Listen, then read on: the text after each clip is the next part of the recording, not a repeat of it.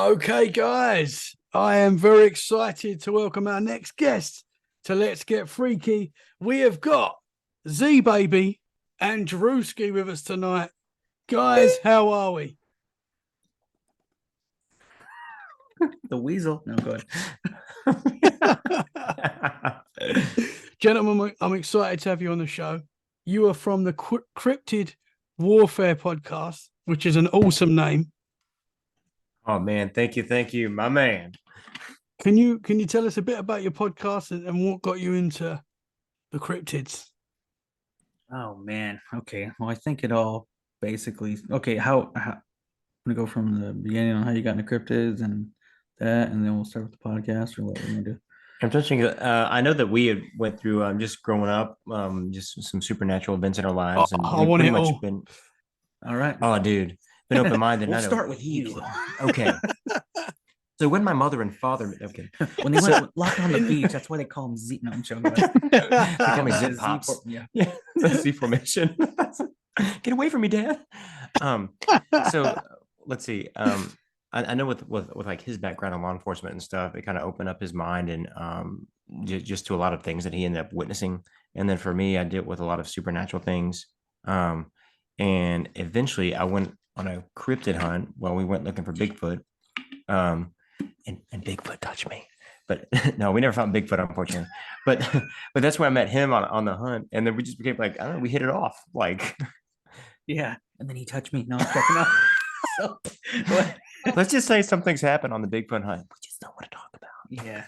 It was cold. It was 30 degrees outside. No, I'm just My hands are cold. Can we No, get so into that? Yeah. So basically, that's what he said. No.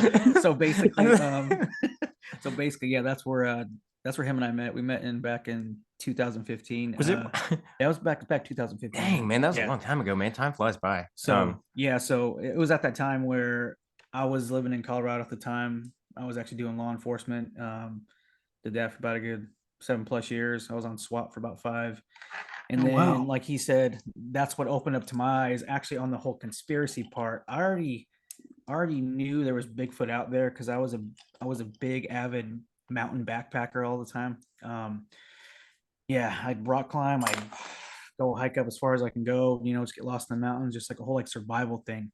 That's the one thing that my dad really installed in me and taught me a lot was basic survival and stuff. So in the mountains, how to start a fire and all that stuff. But during all that, during the years, he talked to me about like certain entities that are out there to watch out for and just to be careful with. And then, over the years of backpacking and, survival and mountain stuff, like camping and all that, I would hear like a lot of things out there and stuff. So I know we weren't alone, like in that aspect. I know that. And then in a quick note, what really blew everything up for the top with me was in 2014, I was a part of like a TAC team, and we did a lot of I call it glorified babysitting, but we would basically do VIP security for like high escorts, stuff like that. We did a lot of like for the governor, like the executive director of prisons in the state of Colorado at that time.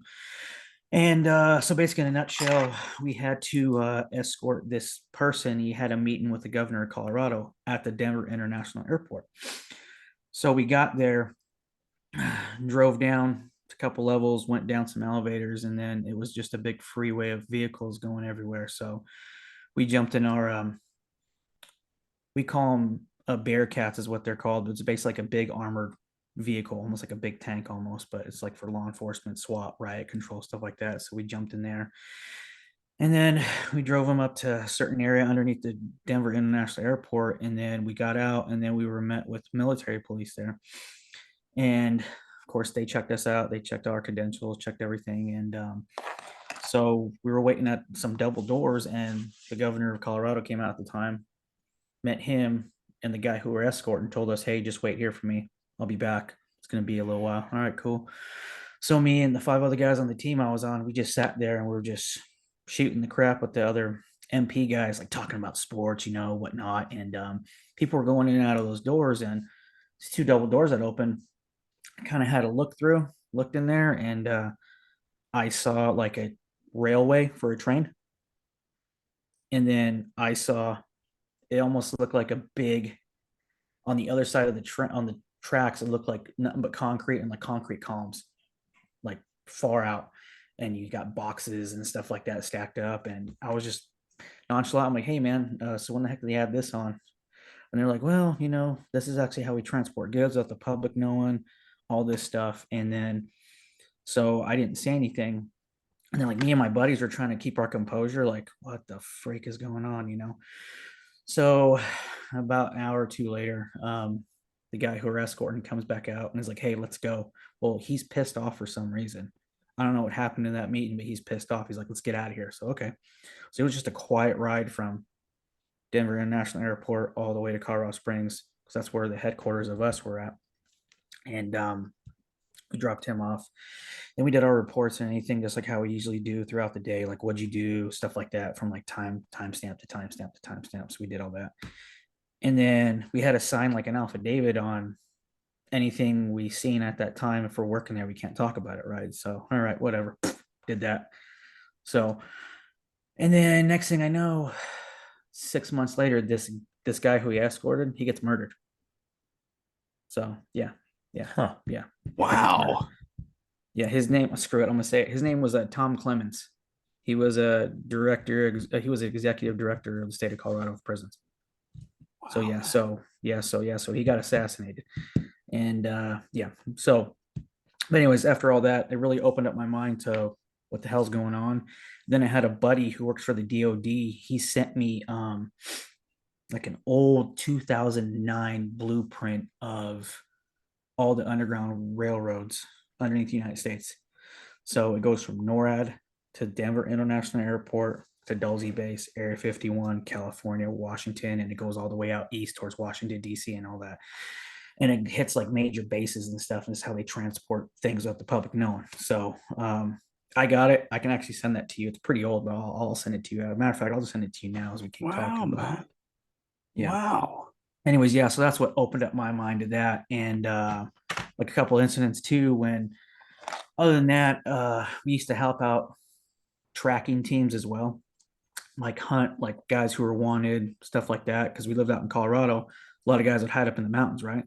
Or like escaped convicts or whatnot. So we would be like the weapons liaisons for those tracking teams. So the team I was on, it was basically a SWAT team. It was SORT. It stands for Special Operations Response Teams. So anyways, they would call us out, and other 3-letter alphabet agencies if things go bad and we have to go, like the U.S. Marshals, we have to go hunt people, right? So anyways, this convict escaped, and he was in the southern area of Colorado in the Rocky Mountains. So we had to go help an escape team go track this guy down. So they dropped off a bunch of teams in the certain parts of the mountain, and we're basically kind of like bottlenecking this guy in, right? And we're up in the Rockies. So, and it was at nighttime. We had our night vision stuff on, and the tracker was just going. And then it was right when it was like sunset, because that's when you can kind of read prints really good during sunset or dusk. You can kind of see like the shadow of it. So, and we had dogs out there tracking this dude. So we finally found this guy. But during that time, as we were walking in the middle of the night, because I call them like diamond formations. They're like that. So you got a point man, you got a guy on the left, guy on the right, and you got a rear guy, and then you got your medical team in the middle, and then you got your tracker in front. So I was on the left side, my gun up, and the other guys were on the right, and all that.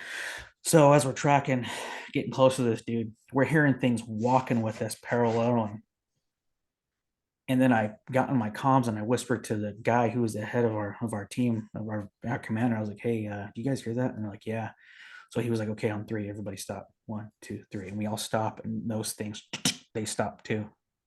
So we shined our weapons that way and our night vision, and it's something right just outside of what we can see. And then as soon as we start walking, we're walking, and I'm pointing that way as I'm walking, kind of looking, seeing where I'm going. And I'm hearing it on this side, and my partner's hearing it on the other side. And they follow us all the way up till we find this guy, and they follow us all the way back down, and they stop about 100 yards from where we're parked at.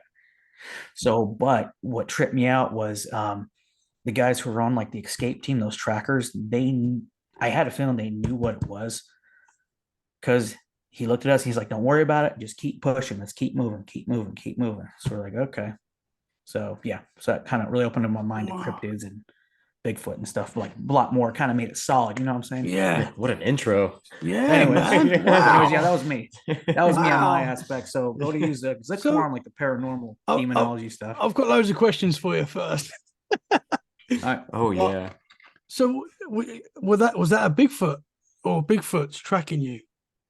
I think it was because listen to more podcasts and talking with Tony Merkel. You ever listen to Yeah, Confessions? yeah, love the Okay, yeah. confessionals. Yeah. Yeah. Tony Merkel's a good friend of mine. So him and I linked up over at the Dogman conference. Was it last year? Yeah, August of last year. Yeah, last year. Yeah. So, anyways, he had me go over there sell my art at his merch table, and we just got connected and stuff. And just listening to his podcast, talking with him in the area we were tracking in Colorado, in that certain area, there is a lot of, if you read BFRO and stuff reports, there's a lot of Bigfoot sightings out there and stuff, and people have gone missing and stuff. So, yeah, I do believe they're out there. Oh, For man. sure. For sure. Wow. Do you think the military know this, that they're out there? most Oh, yeah. definitely. Oh, yeah. Yeah. All right. Oh, yeah. Yeah. Because you interviewed our friend Jessica Jones, right? Yeah, yeah. Okay, has Oh, she JJ. has she sis and JJ. Oh, yeah. Has she talked to you about like chimeras and what the government does and stuff like that? Yeah, we got into a lot of that stuff. Yeah. Okay, yeah. Yeah. So and then have you interviewed Nick Valente? Not yet, no. Okay, well, I'll try to link you up with him. Awesome, He's a good friend of ours too. He actually worked for the government for a while. He was in special forces, and then he was in a Blackwater contractor. Him and I hit it off real good because we met at that Dogman conference, but him and I got to talking because of our backgrounds and stuff. So he's the one that told us that he was on, they pull guys from special forces and stuff like that to get in these TAP teams that they're called like critter teams, right? So they basically go hunt rogue cryptids. If you get like a lot of people missing in state parks, like the LBL, stuff like that. If law enforcement can't deal with it, then they call these guys in to hunt these things. And they open the parks back up to the public to make it safe again. So he told us that, yeah, there is such thing. And yeah, they do hide it because the public they really can't digest it. And if they figure out there's an apex predator out there, a lot of things would shut down. And not only that, they do that anyway. If people who shoot them, they send 3-letter alphabet agencies out there to shut them up. Wow. So, yeah. So Basically, I interesting. call it like the mushroom effect. Pardon my language. You keep people in the dark, you feed them shit, and they grow. Yeah. Wow, to man. me, like less is more. Like the less people know, the better off they are. But the way technology is now, you can't do that anymore. Yeah. So I have now they're just go ahead. No, sorry, man. You go. No, so now I think that they just like example, like aliens, right? We all knew aliens were real. We all knew they existed, but they denied it. But now since they came out with the FBI files and people came forward and everyone's like, yeah, I knew it, cool, but they also too pre-programming MK Ultra stuff. They put it in movies, they put it in our faces all the freaking time. So when it does come out, it's not like a really big shock to us. Yeah. It's like, whatever, it's just another day. Which is how it is at the moment. We're getting all this alien news coming in, and there's people not even taking notice of it. Yeah. It's only us not only guys and people that are interested that are. Yeah. Not only that too, I think that also too that it's almost kind of like war or shootings or whatever. People are like, oh, okay, but if it doesn't affect them and it's not in their bubble or in their backyard, it really don't mean two craps to them. You know what I'm saying? Yeah. You're almost like numb to it. Yeah. Or desensitized. That's what. Yeah. Desensitized to it. Interesting, man. So that night you were being followed by something, or something was with you. Did you see anything that night? Did I see anything? No, I did not. I just heard them. That was it. And you just knew they felt that they were there, and you knew they were there. I just knew something was paralleling us, like walking with us. So that ain't the first time though. It happened to us a lot. Yeah, especially when we went out a lot, Bigfoot hunting and stuff like that. Yeah, keep your eyes in the trees. Yeah, keep your eyes in the trees too, because they do like to jump down. They're very opportunistic. It's not just them; it's dogmen too. We went out dogman hunting too, and first time we went hunting out for skinwalker, that was a trip. Yeah. So. Oh man, I've got to get back to the Denver airport before we move on from that. Yeah, man, that's cool. So, you saw some things there that you shouldn't have seen. Basically, yeah. Wow. So to me, yeah, to me, it wasn't like I went inside those double doors and explored, but I basically saw like the front door, the entrance of, you know what I mean? Yeah. So, Wow, man. And you had to sign a wager. yeah. And here we So, are. And then here we are. Yeah, it's You been got- like, It led all up to this. yeah. So, but I'm not gonna say any names because I know a couple buddies that still work there. So, Wow, man. Wow. And it's interesting you say about the train because there's so many people that say that there's obviously these underground train systems that, you know, yeah. because I had Farah on the show. I know you guys know. Oh, Farah. Yeah. fair, yeah. Yeah. And Yeah, she's got well- she had the house that she was in and the train was going underneath her house. And Yeah, we're actually, yeah. Matter of fact, I took my team out there to go, and Jessica Jones came with us. Went out there to go hunt on her land. Yeah. wow, man. So It is wild interesting. because even well, I don't know how much Jess or Farrah talked. I'm sure Farrah talked about it, but what's it called? Remote viewing. Jessica and her team did that, and I mean, I definitely believe there is some form of a military base or something under there because there was just some things in that cave. I don't know a lot about like why they would have certain massive sections just completely cemented off. The only thing I can think of, like logically, I'm like, well, maybe it's like nobody wanted somebody to sneak through that cave to get onto their land or to go through their cavern or something. But or maybe it was to block something. But there were so many pockets higher up that we couldn't get to. Like who knows what could have been lurking in there. Um, but yeah, and then our buddy Nick as well. Like he said he had friends that worked in a base around that area, and he said, Yeah. "No, dude, like they're opening up portals and all sorts of things. Oh yeah, It's too. freaking crazy." Oh yeah, I'm get like, this too. "Oh." And also talking to Tony as well. It's the other CERN. It's in the Oz. What was it? Oh, darn it. Hold on. I'll Yeah. think about it in a second. Anyways, yeah. So, well, of course, they got CERN and across the pond where you guys are at. Yeah. And then they have like a mini one over here in Tennessee. Oh God, what's the forest area called? But anyways, Tony Merkel lives pretty close to that area. Well, his neighbor, right? He was having a birthday party for his kid. Well, his neighbor went over with his kid, and his neighbor works at that facility. Well, they get drinking a couple beers. This guy got a little bit lit up, and he's like, "Yeah, I actually work security there as a sniper." Oak Ridge. Was it? Oh yeah, Oak Ridge. Oak Ridge. Yeah. That's it. Yeah, Oak yeah. Ridge facility, yeah. So this guy works there as a security specialist, as a sniper. So basically, he's on the top. He's on the top. Oh gosh, it's kind of like a 3-tier system. So he's on like the top tier, looking down at the portal, and his job is to shoot anything that comes out of there. That's his job. Wow. So Tony was like, "What?" So, anyways, yeah. So Tony Merkel was telling me about this, just BS and talking, and I'm like, "Okay, was this guy drunk?" And he's like, "Well, hold on," because I asked him the next week when we met up again, and I was like, "Hey, man, so were you just BSing or was that legit?" He's like, "Oh yeah, man, yeah, man, I wasn't BSing, dude. That was actually totally legit. That's basically what I do. That's what I do." Oh. Small world. What sort of stuff was coming out? Yeah. What sort of things were coming out the portal?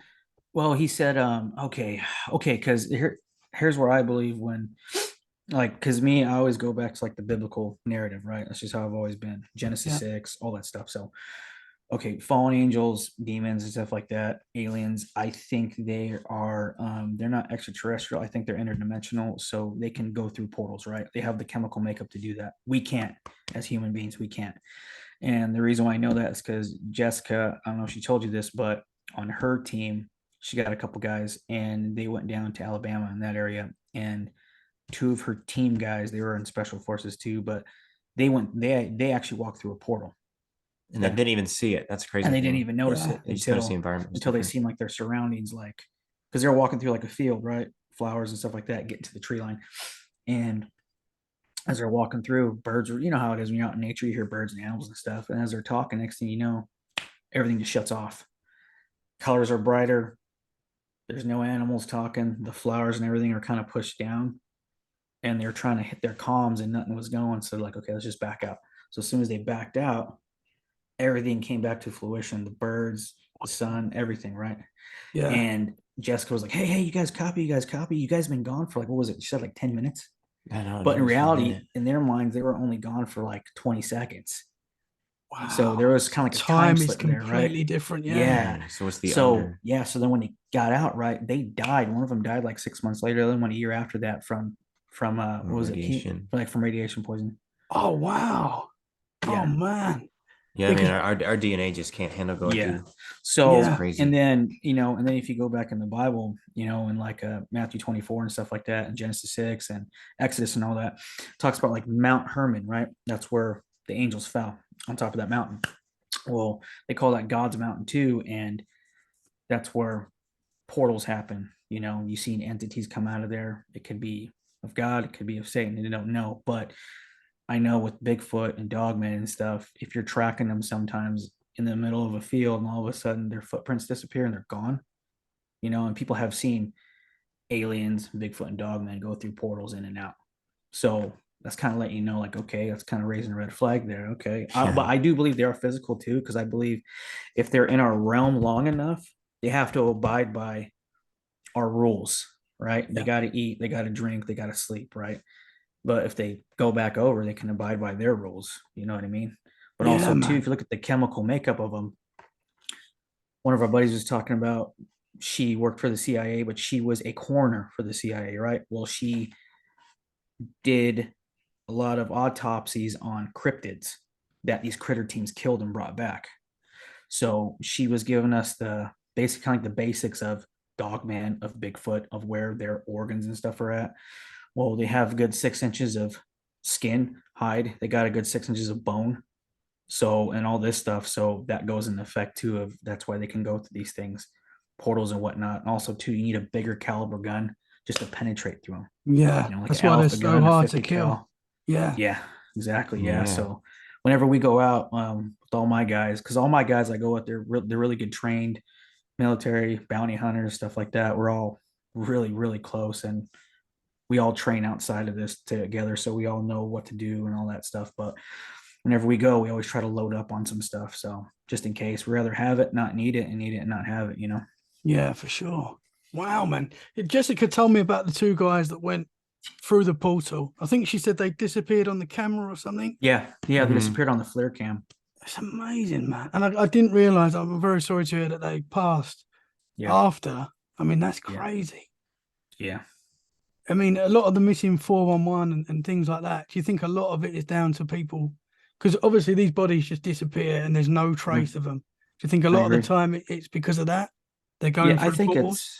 Oh, I think it's half and half. I think yeah, it has to I do. think it's a bit of both. And unfortunately, if it's with children, it's just it's horrible. Like Yeah. Yeah, every year, at least yeah. here in the United States, like they'll wipe the slate clean every year because the number is so high in missing kids. But just in general, so Yeah. many stories don't make sense to where people are like expert hikers and they do it all the Or time. hunters too. Yeah. Yeah, and even hunters. And it's so weird. Like they have everything they need to protect themselves from, I guess, any wild scenario that would happen. But Yeah. yeah, and then in pretty much every national park, at least I know here in America, that there are underground bases. It's ridiculous how much money goes into all that. Um, Yeah, that too. And like he was talking about, I think each each entity leaves certain breadcrumbs, right? Like, okay, like aliens, right? When they abduct people, I think they tie in with the government too, because it goes back to when, was it Hoover? I forgot what president it was, 1950s, who signed that treaty, and then Area 51 expanded. Like, you give us technology, we will let you take people, right? So with kids and stuff like that, and we interviewed a guy named Tony Rodriguez. He was a part of that program, but he was abducted, so he did like a 20 and back. They abducted his wow. conscience, and he did 20 years wherever he was at, and then they brought him right back to the same spot when he was a kid. So he's got all this information in his head when he was a kid, and he's just like, you know. So that was that. I kind of confirmed that. And then with Bigfoot, there's been a lot of killings with that, because Bigfoot, either they eat people or they basically stuff them in weird places, or with kids they just leave them alone. They just kind of protect them a little bit, and they bring them back to where they need to bring them back to. But yeah, it's very interesting. But with Dogman, that's a different story. They rip people apart. Aliens take people. Bigfoot either takes them, eats them, or stuffs them somewhere. Like those hunters in California, they got oh yeah, that got stuffed in disgusting. a tree. Or that Like one dude who was like bent backwards and shoved in his truck. Yeah, there's this Yeah. one that Tony was telling me about. This hunter was he was shooting at the range, and they were hunting, and his buddies came back for him because it was getting dark. Like, where the heck's this dude at? And they looked in the truck. This dude's like bent in half, like right where like the gas pedal and stuff is at, and his Oh, rifle's wow. broke in half. Yeah. And no So, man can yeah. do that. So that is something No, no way. with Yeah. a I hope lot of not, power. man. Yeah, And also man. Dude, that too, is like with crazy. those two hunters in California as well, like David Politis talks about it, missing 411, how they were tracking these hunters and they finally found them, and these guys were like 20 feet up in the Ozarks, right? Not the Ozarks, but like the redwoods, big trees they Oh got, yeah. and they were stuffed in the tree like 15 feet up, like almost like you get like dolls and you stuff them in a tree. Their legs were and limbs were hanging out, and their rifles were bent at the base of the tree. Oh man. It's just Yeah. crazy to think about. Like, what if you stumbled across something like that? Yeah. Like, bro, I'm Yeah. crazy Hip paranoid. shots, headshots only, man. Yes. Wow. Yes. It's mad because a lot of the stories we hear of Bigfoot Dogman, I'm not going to say they're positive because a lot of people have bad experiences, but obviously they've lived to tell the tale. So it's normally a quick glimpse and it's gone. Yeah. But imagine something like that coming for you, man. I mean, that must be terrifying. Oh man, seriously. Well, kind of I'll go into a story. One of my friends, Taylor, I was telling you about, he's a good friend of mine. He's on our team as well. We had a Bigfoot hunt we just went on recently, and that was probably the most closest call I've ever had. It got pretty hairy. It was scary. We literally had to kind of shoot our way out almost. Whoa. So, yeah. Where was that, man? Huh? Where did that happen? It happened in Mountain City, Tennessee. It's like at the northeastern tip of Tennessee, where South Carolina, Kentucky, and all that Oh in man, that yeah, area. there's a lot of woods. So yeah. So anyway, so my friend Paul, he was on this Facebook forum group.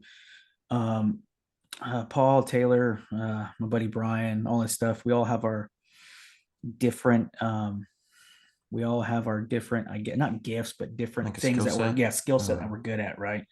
So in his area, my friend Paul, he does a lot of like kind of human resources stuff. He reaches out to people, talks to them, and kind of investigates a little bit. Like, hey, we might have a hot spot in this area. Let's go check it out. Cool.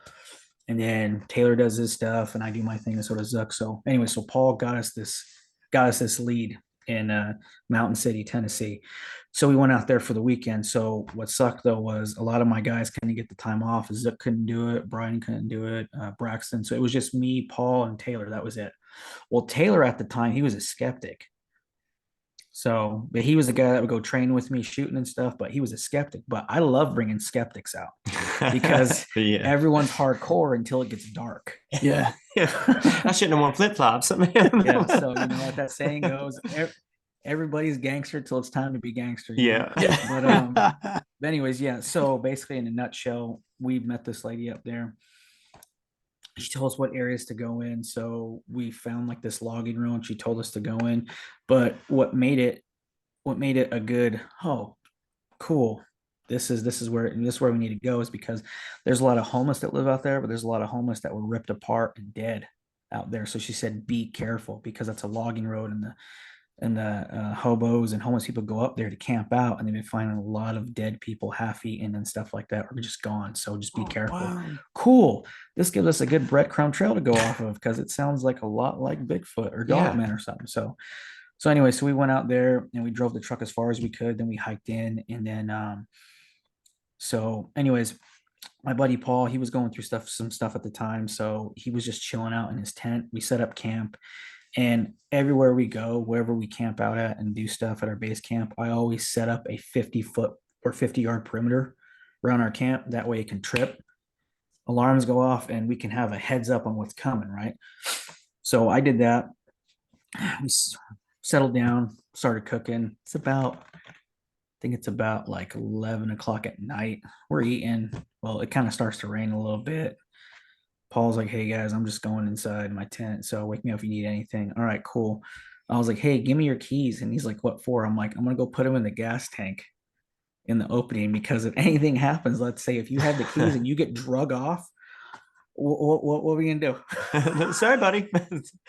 So I'm trying to think ahead, like, So anyways, I do that, come back, and Taylor's getting done cleaning up and Paul's passed out. Me and Taylor are just sitting there talking. Well, we start hearing things coming down the mountain.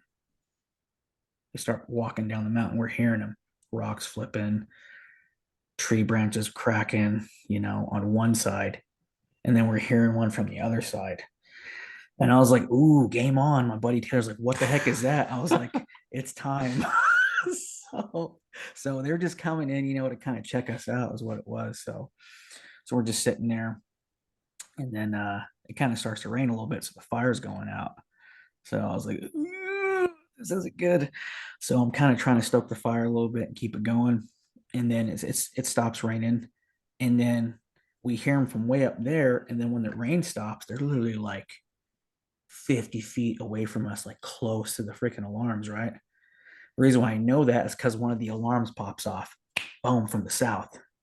And it's dark. So we throw on our night vision.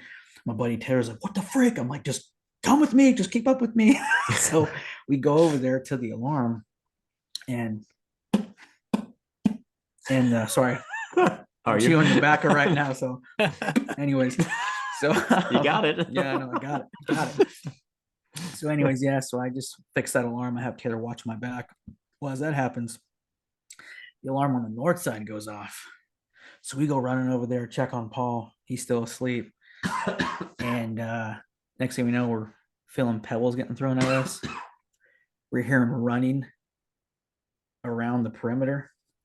We're hearing bluff charges like that, and they're running going back. Oh, wow. Yeah. And then what really kicks it off is my buddy Taylor's kind of like freaking out. Of course, I would be too. I'm kind of getting a little scared too. I'm like, man, they sound pretty it's only been about an hour in and they're already kicking it off. We got another 7 hours to go at night till the freaking daylight comes. So it kind of dies down a little bit. As we're sitting talking, we're just hearing stuff getting thrown. We're like, man, these freaking bastards, man, don't stop, do they?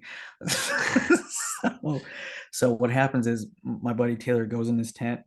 The fire dies out. I go in my tent. Well, I'm proned out. I got my vest on, my AR night vision. I'm just sitting there, just listening to these things, dude. Waiting, right? And then I hear something running towards his side of the tent. Alarm goes off. All of them go off. I said, game on. I get up. Taylor gets out. He's throwing up. Right? Well, what he said was, I was like, you okay? And he's like, I don't know. So what happened is that when he heard the alarms go off, he got up and he said that he got hit with infrasound. So it made him dizzy. It made him weak. He started throwing up. He didn't know where he was at until I got him and like, come on, let's go. So then he snapped out of it. And then we just started unloading. Boom, boom, boom, boom, boom, boom, boom. And then they just took off. Just took off. Like roaches just took off. Then Paul gets up. What was that? It's like, just go back to sleep. You ain't worth the crap right now. He's all right, whatever. And he goes back to sleep. Dude. I was like, how the hell can you sleep in something like this, man? Wow. So was that the skeptic? Was Paul the skeptic? No, it was Taylor. He was a skeptic. Okay. Paul's been on a lot of hunts with me a lot, so he knows what's up. Yeah. He's like, oh, do they come down? I was like, yeah. He's like, all right. So wow. So after that, him and I were kind of like back to back, kind of like the rest of the night, and then he finally went to sleep, and then I didn't go to sleep at all. Tom, I was just so hyper focused on anything I heard, just kind of, just listening. And the sun came up, and I was like, woke up Taylor. I was like, hey man, let's go tracking real quick. Let's go see like where they're running around. Let's go check it out. All right, cool. So I left one of the radios with Paul. I woke him up. I was like, hey, me and Taylor are going to do kind of like a perimeter sweep real quick. And if you call us, just give us a call. And I go, hey, since you weren't with the crap last night, you get to make breakfast. So we'll be back. That's a good dog. he's like, all right, bro. All right. I got you. So anyways, yeah. So me and Taylor went out to go find some tracks and stuff. And we saw like, it almost looks like a 4-wheeler quad went through the forest from down the mountain and then all these different sides, man. But it was so wet with vegetation, all you saw was just a path. That was it. So we followed this one path that was the biggest. We went down a gully, came up on top of the freaking gully, and it was just mountains as far as we can see, dude. The Appalachian Mountains, man. I'm like, okay, yeah, they smelt us, they heard us, they came to check us out. So that was that. Wow. So, and then we kind of like looked for blood or anything like that, and nothing. So yeah, it was a kind of a close call, man. Yeah. So your buddy Taylor, is he a believer now? Oh, he is now. He's a 100% believer, man. Matter of fact, we actually had him on our podcast. He talked about his story and stuff. So, but yeah, he's a 100% believer, and yeah. So any hunts we go on, he's there, man. So he's like ride or die. So Yeah. good Wow, dude. what an experience. I feel like if I was getting bluff charged, I'm gone, man. Oh, shit. Oh, I hate that dude. Yeah, that must be terrifying. I know it's so hard not to instinctively take off running. You Yeah. gotta just hold your ground, man. Yeah. Yeah. Do you think with these creatures that's a family, or do you think? Well, I know I think we it was don't a know, family unit. I think it was a family unit for sure. Yeah, I think they came just to check us out. That's what it was. But I know for a fact if we did shoot one, I know it would have been a different story. Oh yeah. It would have been bad. So, but yeah. So But wow, man. So do you know people that have shot one of these things? yeah, Nick. Oh yeah, man. Yeah. Definitely. Yeah, Nick. Yeah, And they Dogman. yeah, Dogman. He's more of like a dogman hunter though. They go hunt dogman, rogue dogman.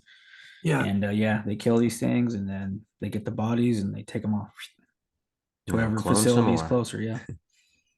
Really? Yeah. Wow, man. So they give these bodies into the powers that be, the government, who Oh takes yeah, them? they do that, and I think they do a lot of DNA splicing. To me, that coexists with Genesis 6, with fallen angels. Um, Basically, got their DNA in women, but they do it totally different now. But they just slap a different bumper sticker on it, in my opinion. But to me, they're just playing God. You know what I'm saying? And that's where you get like your chimeras and stuff from. You know, like Your T-Rexes. and they Right. also Jessica was telling us too. This guy I was listening to. I gotta find his YouTube channel, send it to you. But he talks about how in Tennessee they have a program to where they got ex-soldiers from the military and they splice their DNA with cryptids, right? And they came out as chimeras, and they drop them in different parts of the forests and mountains and stuff, and they just see how they act. And then if they go rogue and they start killing a lot of people, there's three ways how they bring them in. One, they have other dogmen bring them in. But how they control those other dogmen is they said that they have vests on them that shock them, right? That and they implant in their ears, they tell them where to go, what to do, and stuff. They're kind of like their dogs, basically. Go hunt this thing, bring it Yeah. back. Yeah. Or they send their critter teams out to go hunt them, which Nick was a part of. Or they send a team out, and frequencies have a lot to do with it. Okay. They have certain frequencies and different hertz. They have these big. She was saying that they went on this hunt one time and to check out this area, and there was this rogue dogman that was going around, you know, doing its thing with people. And these two TAC teams came up. They pulled a tarp off this, and it was this giant. It almost looked like a speaker, but it was almost like a gun too. But it was like a giant like speaker thing that infiltrated different like different hertz and different frequencies and stuff.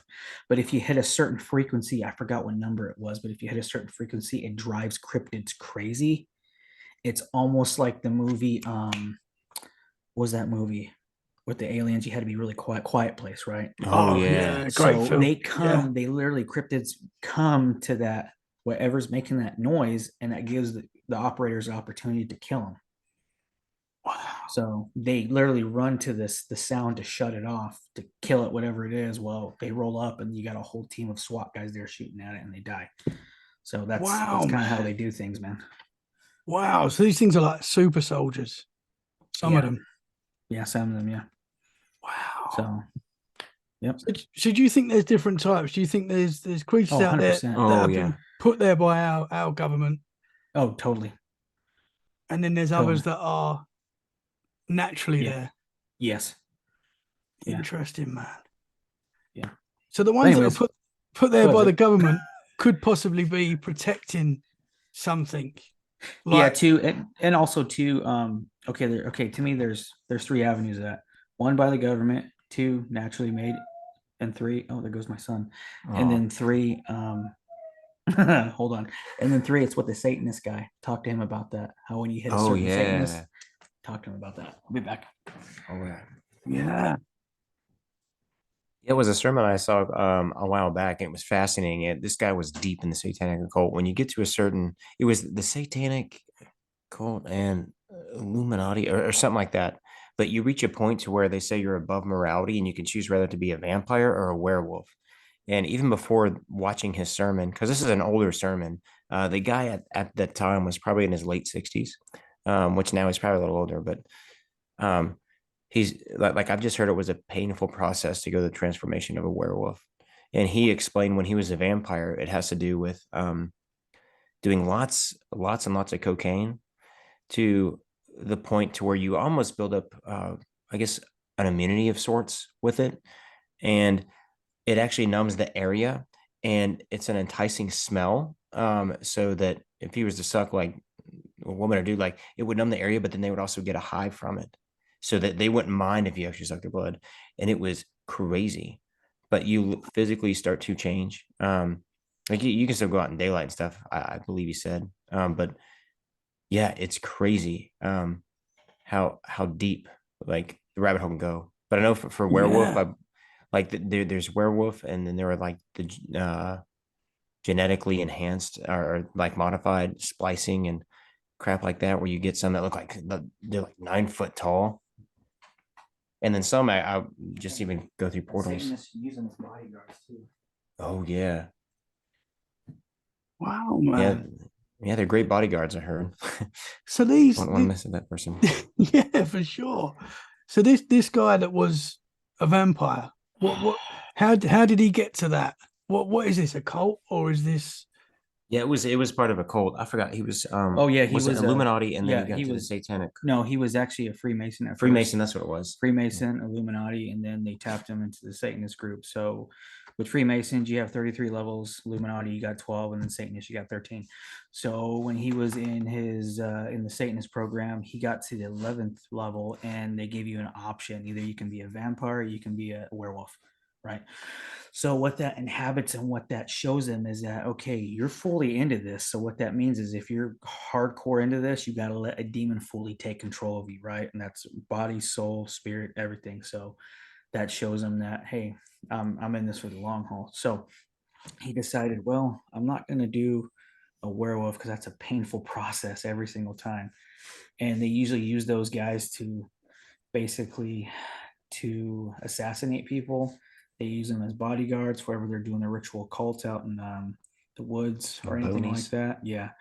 And like I said, they send them out to certain places to assassinate people that are threatening to them. It could be Christians, could be police, whatever, or of people of the order that basically backstab them. They send them to go kill them. So he decided to go to the vampiric route. So that's more of a sexier thing. He said that's more of like you're a person who pulls people into the religion instead of kills them, right? So that's what he did. And like the whole process of that, he said, is that you start out drinking blood, your own blood, and then you start out drinking chicken's blood. But at the same time, you're doing like a lot of cocaine as well. And you're doing so much cocaine where it gets in your system and your pores and your saliva oozes like the cocaine. So here's where the tales he said of vampirism and vampire movies kind of coexist in that. He goes, there's some truth to that. Is whenever you get bit right by a vampire, it's like you go into this trance where you can let them do whatever you want, whatever they want to you. Well, it's kind of the same thing, and that's where that cocaine and stuff and that saliva, because he goes, a lot of the times when he bit somebody, he said that saliva would ooze out of his mouth and it would numb the area he's biting. And they wouldn't know he's biting them until they're almost drained. Oh, man. So, yeah. So, anyways, other than that, anyways, he got out of that because he had a big wake up call by God. He got saved, and now he totally transformed his life to where he moved to Israel, and now he is a Israeli a minister out there. So he is warning people on and telling the truth on certain things and what Satanism, Freemasonry, and Illuminati stands for and what they really do. So that's his thing. But yeah, I thought that was pretty Wow, interesting, though. that is interesting. So Yeah. if you pick the route of vampire or werewolf, you can come out of that. You can come back to Yeah, and normal. that's yes, and that's the thing where people don't know. Okay, I'm gonna preach here a little bit. And Okay, that's the thing. get Where, comfortable. let's do it, man. And that's the Oh, thing crap. where hey, good job, buddy. Thanks. And that's the thing where That hurt. okay, to me, the movies and just Hollywood and stuff put out all this garbage to where they give a lot of power to Satan, right? To demons, to fallen angels and stuff. But in reality, in the Bible, God gives us the ability, to trample on serpents, man. He gives us the ability to do these things. People just got to know their authority in Christ. But also, too, people have to have a relationship with God too, not just be a priest or go to church on Christmas and Easter, right? Got to have a relationship with them. Also, too, know your authority and realize that we got a God who's bigger than these things, man. And in the end, he wins anyway, so it don't matter. But to me, I get pissed when it comes to demons, when it comes to fallen angels, because to me, dude, they're punks, man. Yeah, they're punks. They're straight up punks. So there's been a couple times when I've had a lot of sleep paralysis, and that goes into the effect of possession or alien abduction and stuff like that. But instead of getting scared, I get mad, Tommy. I get really pissed off. Anyways, but they have the gumption and balls to go behind me, but not to face me. You know what I'm saying? To me, they're just part of my language, they're a bunch of chicken shits. But when it comes to that, though, with Hollywood, given the aura that Satan's all powerful, almighty, in reality, he's not, dude. He's just a punk. Oh yeah, man. He can't do anything. He cannot come up with anything on himself. He has to steal it from somebody else. And same with these demons, because I became a Christian because I dated a witch, and there were so many demonic things in that house. I knew that was the only way to get away from it. Yeah. And it was a radical process, but dude. Yeah, and that goes to the question too, what he said when it comes to people getting out of it. When they think they're in, they think they can't get out. They think they sold their soul. In reality, their soul isn't theirs. That's what they their want you to soul think. isn't Satan's. It's God's. It's always been God's. But Satan puts a bumper sticker on that and makes them think once you're in, you can't get out. Well, in reality, you can. Yeah. So because there's nothing more powerful than our God. And damn right. Yeah. So, but anyways, so going back to your answering your question, that guy got out because he knew the authority he had in Jesus. So that's how he got out. Yeah. I can find that sermon. I'll send it to you. Like it's a really knowledgeable. Yeah, he was on. He was so wise. He was on like Prophecy Watchers, Prophecy Club, or something like that. That's what it was. Yeah. But he was explaining his whole story from when it started to where he's at now. It's really good. You hate a wild great story. Information. Yeah. Great intel. But I've been trying to get a hold of this guy for months, and I figured out like he don't do interviews no more. So I was like, oh man, I was trying to get him on the full-time podcast. minister. So I was trying to get him on the podcast, but no dice. Man, it makes you wonder how many of these things are out there. The vampires and the werewolves, like dude. There's a lot. There's clubs of these things, man, all throughout the world, man. Yeah, I mean, it's terrifying, but it's interesting. Yeah. What's wild too, because you would think, you have to be in like a heavily wooded area or something like that. I'm like, dude, I've heard them just in city neighborhoods. Yeah. Metropolitan stuff. Yeah. Like that. And it's weird, but that's where, portals come into play, because I'm sure there would be way more than just a couple people who would see them going through the city and stuff like that. Yeah. But also, some people, they can literally transform into one like that. Like if they get angry enough or whatever, let that demon fully take over. Yep. And that's where you have your skinwalkers come in play, right? And with the Indian medicine man and different religions, voodoo, Santeria, stuff like that, or Satanism, it's where you get your skinwalkers from. They can transform into whatever animal they want to do. Yeah. So. Do you feel like this is something that's becoming more prevalent? This is happening a lot more. We're going to be. I think it is, man. Like I said, going back to the Bible, Matthew 24, Luke 21. Exodus, all that stuff. Yeah. And two, I would think there is the new age movement that's been going on for a little while. I think people are starting to open up themselves to some pretty demonic things without realizing it, because it seems like it's packaged good and everything, but then when you really get down to the base of it, to the base, the source, you're like, wow, no, this is pretty dark. It's actually the exact opposite of what Christ and how Christ wants us to live. But they'll do what's that thing where they smoke or something? It's some Indian. Oh, it's a peyote. Yeah, peyote or something like that. Like people have like these trips talking to aliens and stuff like that. Yeah, and what's the trip too? If you look at it too, with the whole Lester Crowley situation, Lester Crowley, right? Yeah. Okay, yeah. He's basically the godfather of Satanism and all that. And then you had the other dude in California, Anton LaVey. He was Anton LaVey was a disciple of Lester Crowley. But if you look at Lester Crowley and read through his stuff, the whole Satanist Bible, oh God, the first commandment is like, do what thy will, Oh, right?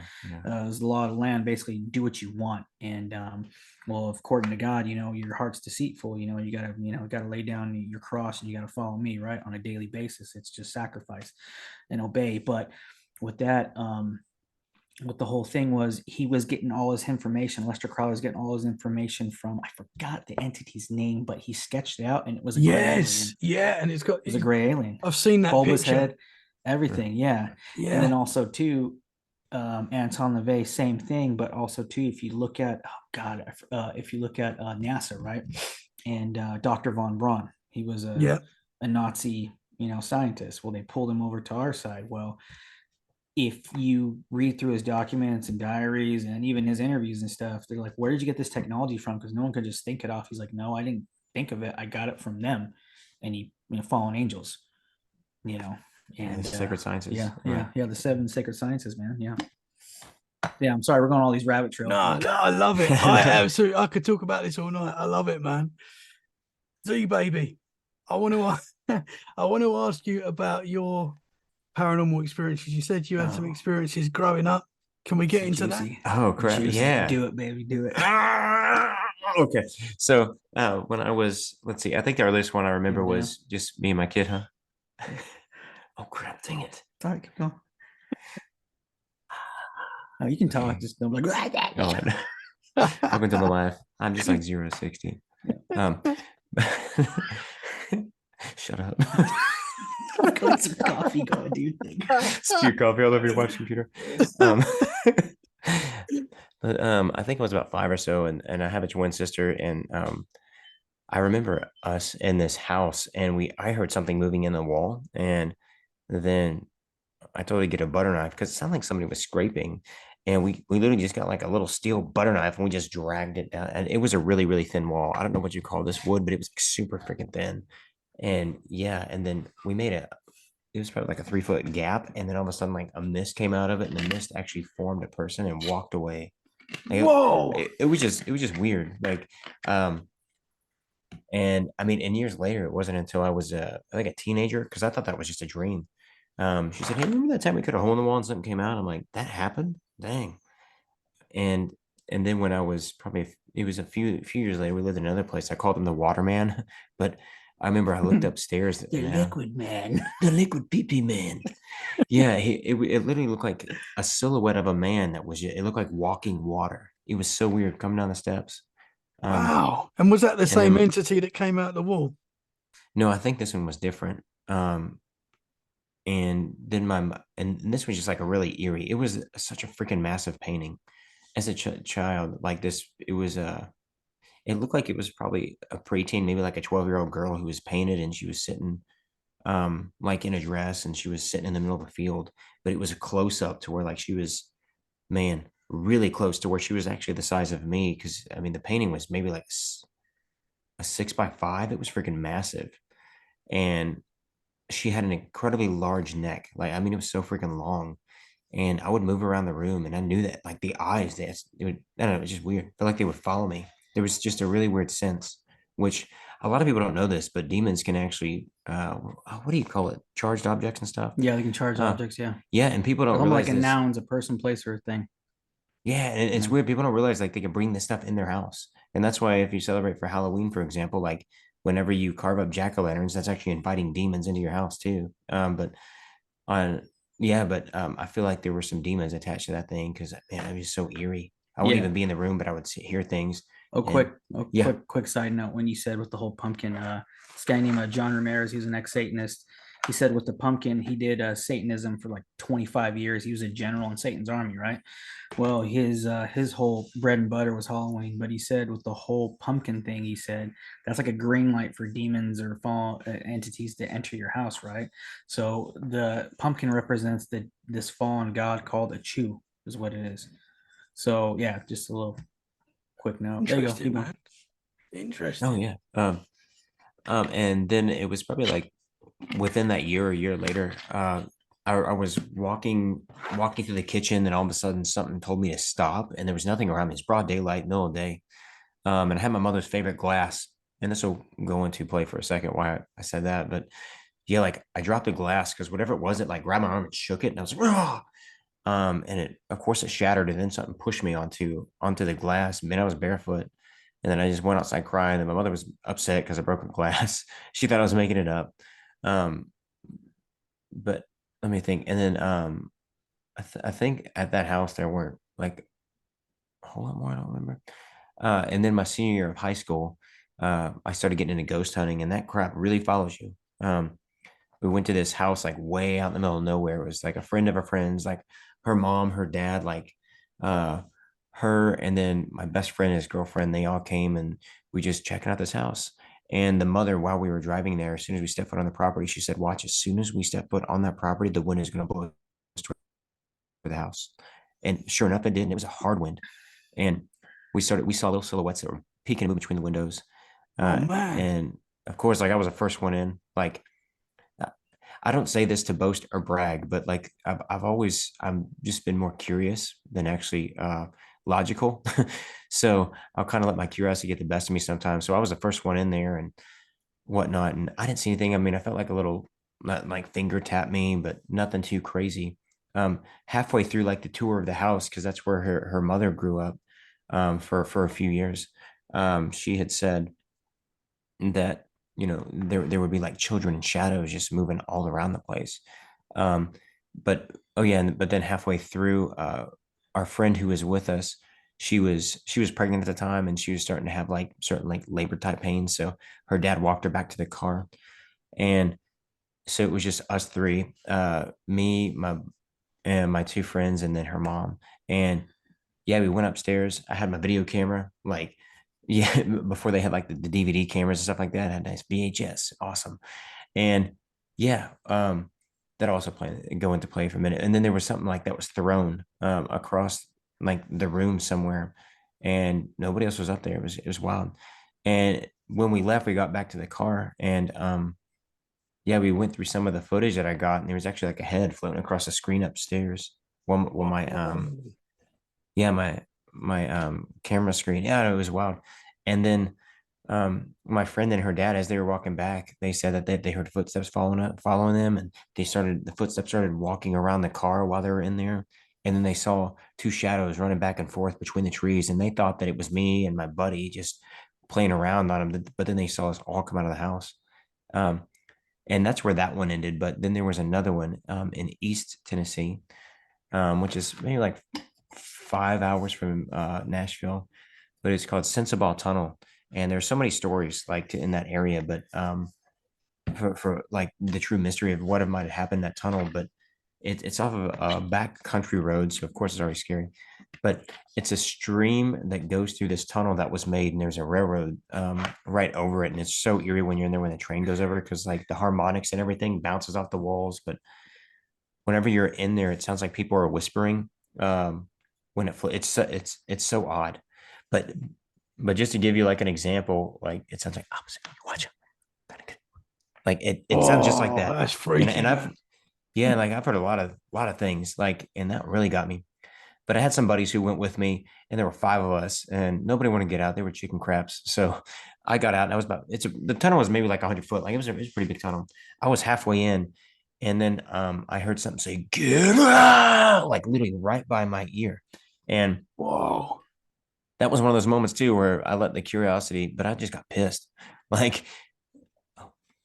Keep going, keep going. But I just got upset, so I started running toward the end of the tunnel. But my friends got to me in time because it was a really small lip that I had to like. I was awkwardly trying to run to see if somebody's trying to scare us, and no, my buddy got to me in time. Then we got halfway back to the car. One of the guys was too scared to get out, so he heard that. No, yeah, as we started walking back, um, the lights on the car started flickering, and then like the horn went off, and then my buddy looked at his hands, and he had his car keys in his hands, and that was weird. Then the guy in the back seat jumped out because, of course, he was afraid.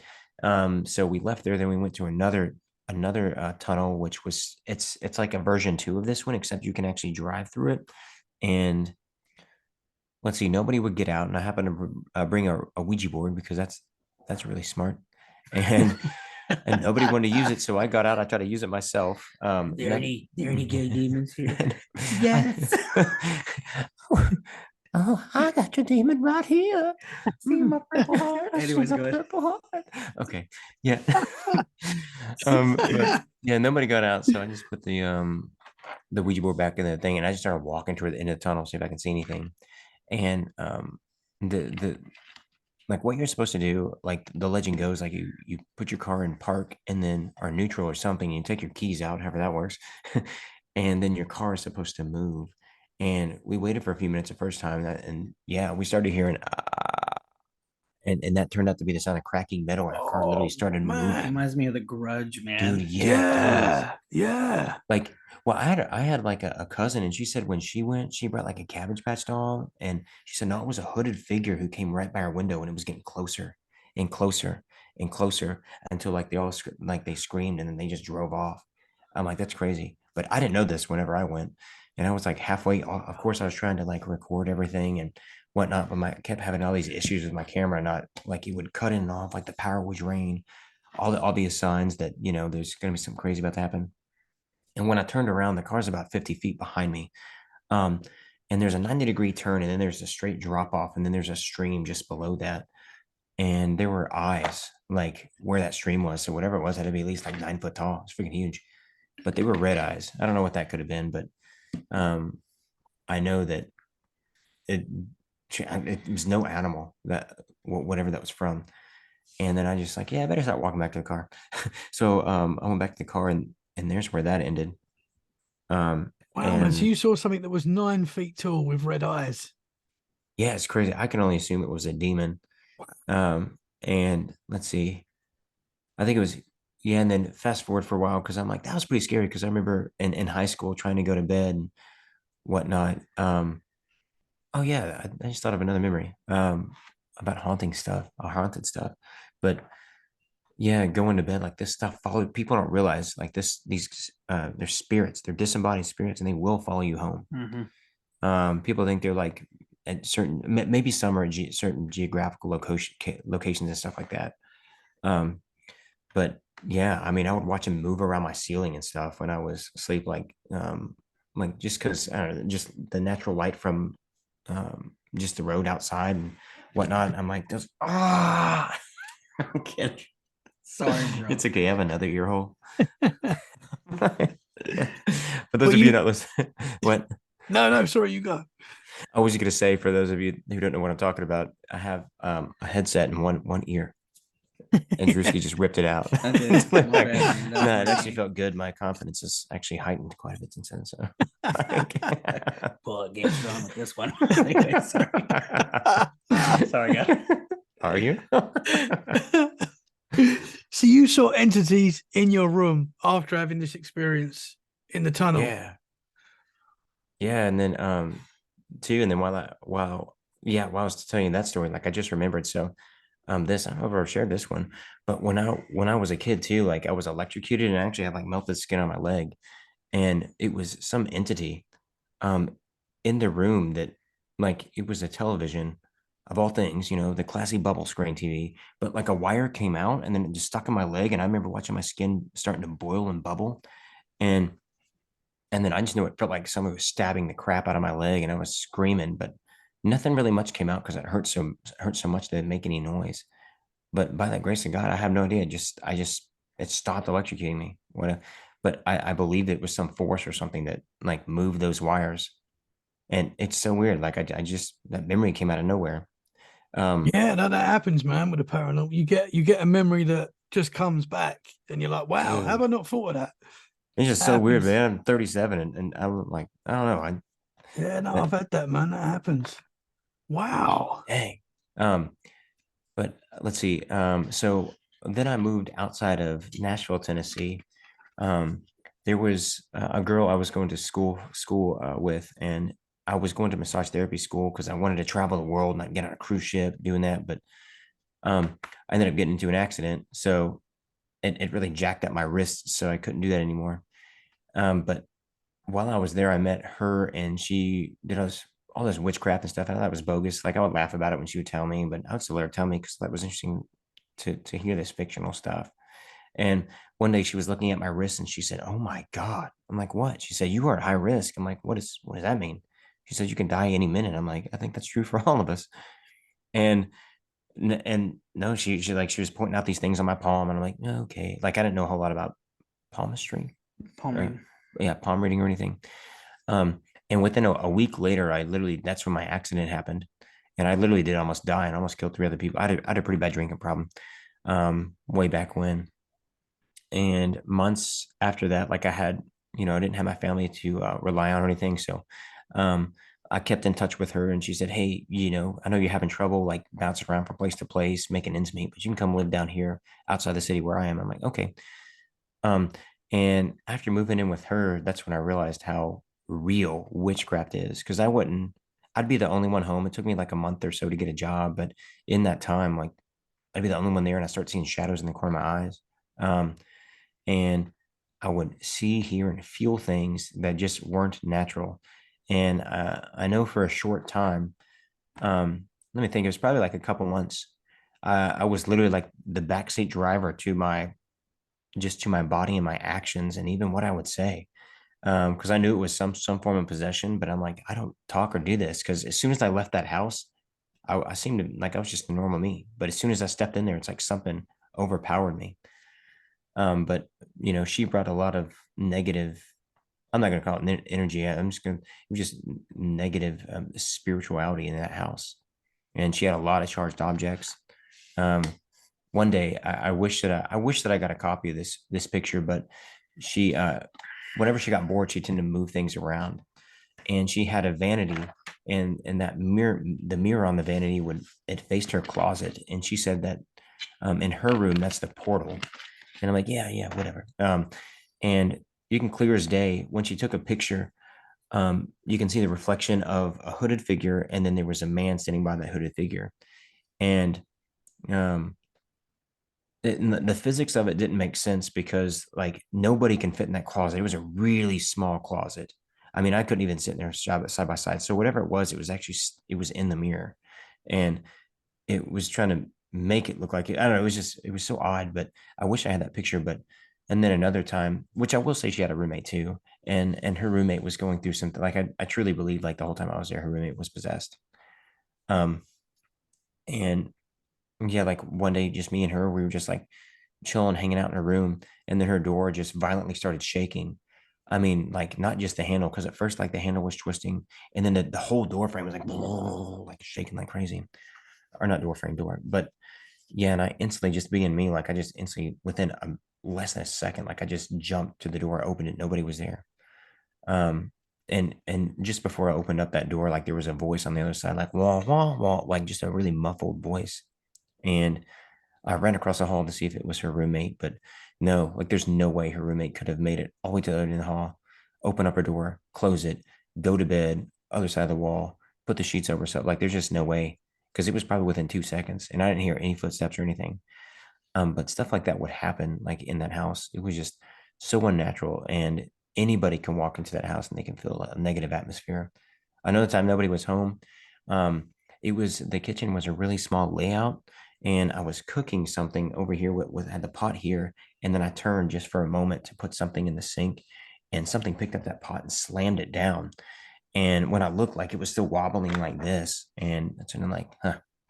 That's when I'm like, man, I really need to figure out what to do about this. Because I had a lot of well, just being honest, like hate, resentment, and hurt, and I didn't want to turn to God because I'm like, why would I have gone through all this? But after I became a Christian, I just learned like it's not my fault. Like we just live in a messed up world.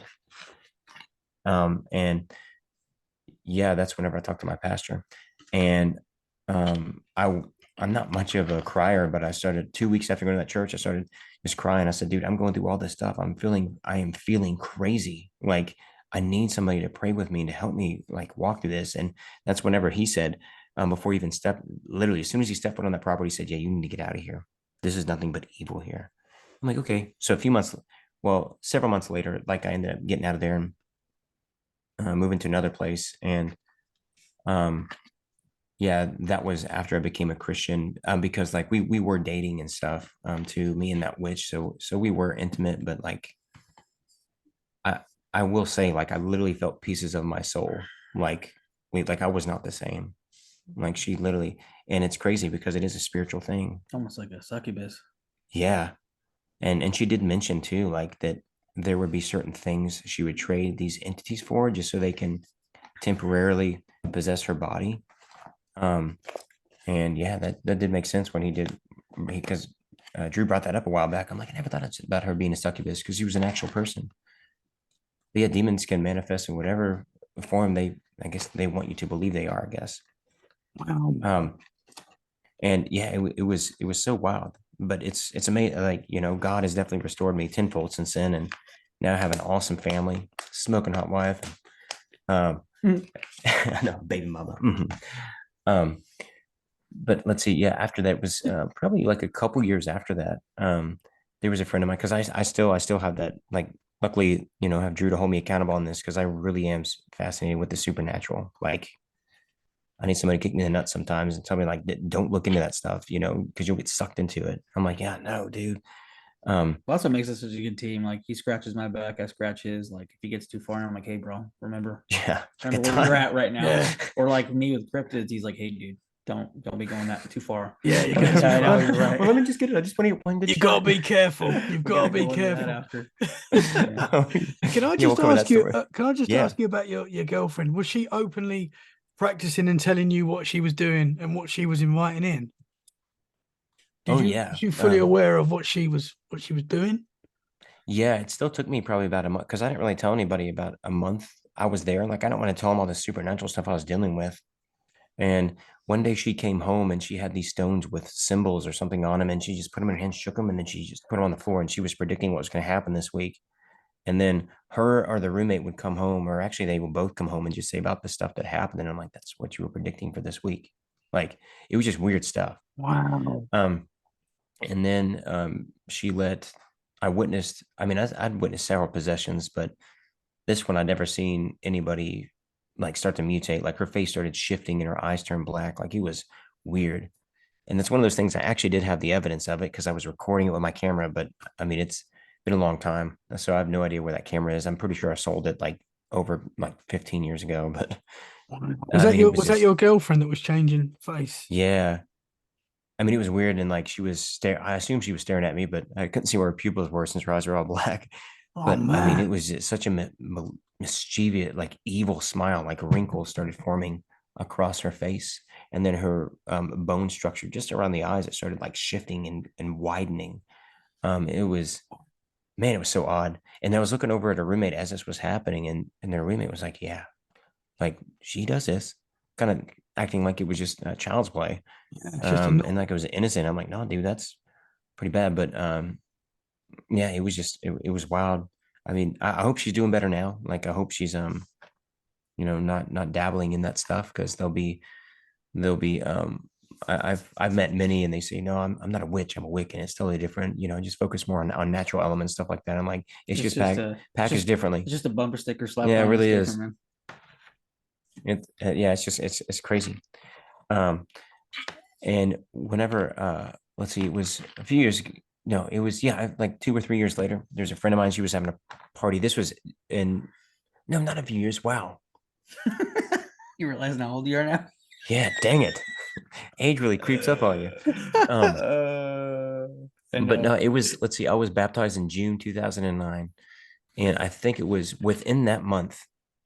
Yeah, I was still living at that house with the practicing witch and stuff like that.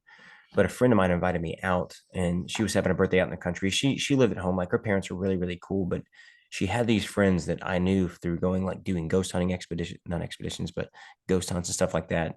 I'd been around meetings and just other people. So I right off the bat knew these people. I'm like, yeah, they practice some pretty wild things. And I can tell they were keeping their distance from me while I was there. Um, and that same week before I went there, I'd only ever yeah, this is the first time I ever woke up in fear, but I woke up knowing I was being watched. And as soon as I opened up my eyes, I saw, I mean, it was a giant of a shadow in the corner of my room. I mean, so thick, it was blacker than black, it was crazy. And I didn't know like what I was supposed to do. And I can barely get out Jesus' name. I was like, God, and I can barely reach for my Bible, but I eventually did reach for my Bible. And I still believe I was afraid when I went to sleep because I mean it was I couldn't like I've never experienced anything like that. So, but hate that I like, paralysis. dude, I just held on to my Bible all night, and that's a thing too because I did for a while think it was paralysis, but I'm like no, because I did grab my Bible and I just held on to it because I remember just staring at the corner, um, and the lights from the road just like they were going through my window, so I can definitely see that it was definitely solid mass, whatever it was. I wish I could just give it like the finger or something and just go away. Um, but it was a couple weeks after that. That's whenever I went to my friend's birthday party, and then we were all having a good time. And then my friend, she was bored, so she's like, "Oh, let's go to the graveyard on the street." That makes sense. Going to a country graveyard, nobody knows where you're at. So I'm like, okay. So we all walked maybe like a mile, and I could automatically tell like these people were setting me up who were not I don't think it was in a bad way. I think they were trying to protect me, but I'm like, God protects me. Um, because there was one about 15 feet in front of me, one was 15 feet behind, and one was beside me. And I knew the one beside me, just because she was pretty. So I'm like, oh, she's just trying to distract me with conversation. And the other two, I don't know what they're doing, but they look like they're scouting.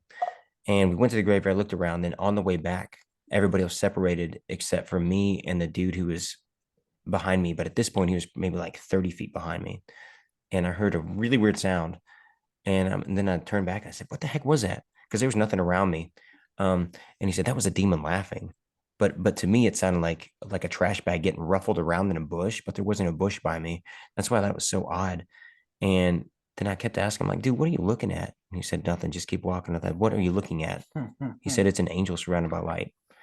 Now that, like, I don't know. Confirmation. I know confirmation. I'm like, was it actually Lucifer? I don't know, but there are certain levels.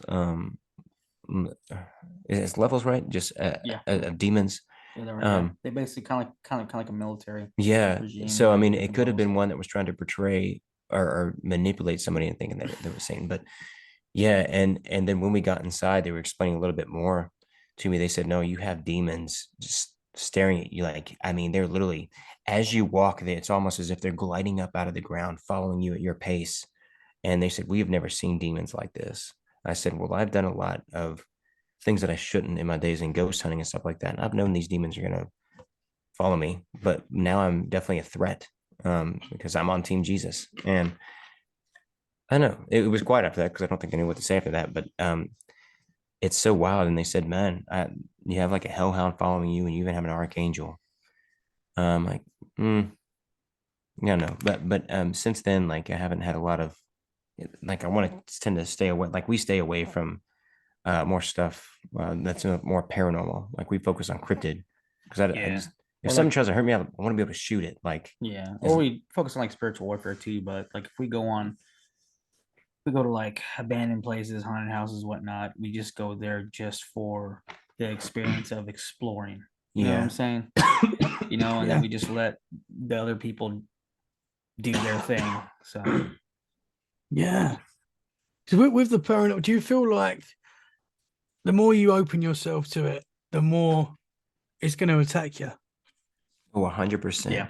If Scripture tells it, if you seek, you will find. Mm-hmm. And there's so many freaking stories out there. People thought it would be something innocent to play on a freaking Ouija board. But another story I remember, but yeah, I was at a friend's house when I was I think it was a freshman, and we were bored. We're like, hey, let's make a what do you call it? Just blanked out, but a Ouija board on the back end of a Sports Illustrated poster. And then we got I think it's called a planchet or a planket, that little thing.